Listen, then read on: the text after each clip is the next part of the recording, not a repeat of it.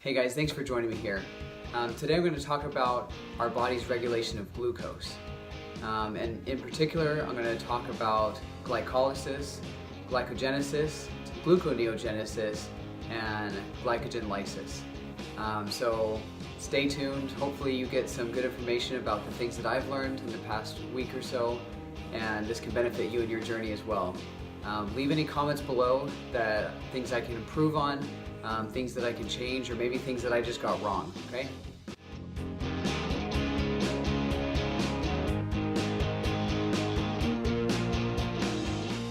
I was studying a little while ago and I came across a topic that I really just wasn't understanding. So in school I had learned about glycolysis, and that happens when you have sugar in your blood, the glucose, and it breaks it down and makes pyruvate and you get ATP out of it, and it's great. And it goes into the Krebs cycle, and it goes into the electron transport chain, and you just get tons of energy out of it. And then I learned about something called Glyconeogenesis. And what this does is it uses ATP to push the molecules back to glucose.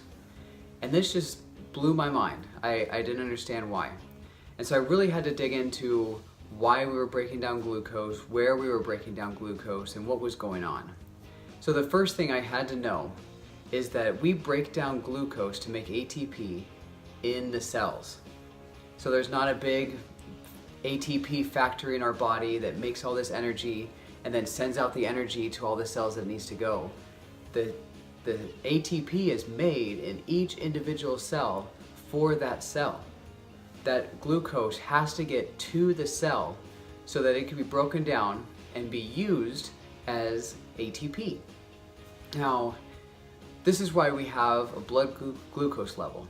Now, there's a tight range that our body likes to keep things in, homeostasis, and the same thing is with glucose.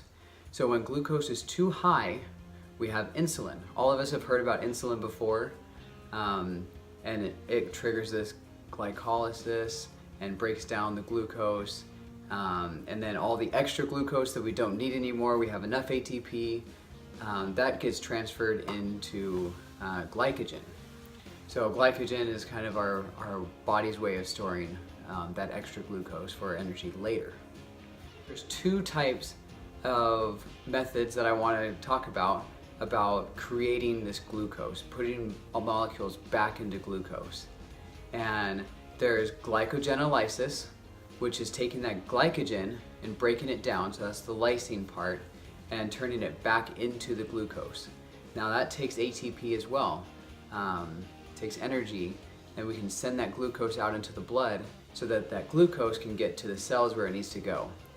And then there's also gluconeogenesis. Now neo is from the word new, so we're making new glucose from other molecules in our body. Now, the glycogenolysis is triggered by epinephrine and norepinephrine.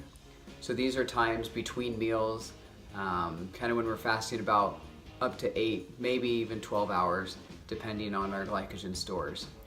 But when we get past this area, that's when cortisol kicks in, our stress hormone. And then we get into the gluconeogenesis. And this is taking other molecules, and then there's also lipolysis, that we're taking lipids and converting that into glucose to feed this bloodstream with the glucose balance that it needs. Now, really the beauty of this all is, I know I kind of explained it, one step, and then after so many hours another step starts, and that's kind of how we can understand it. But these things are all going on at the same time. So we could have high glucose in our blood and still our body is breaking down glycogen.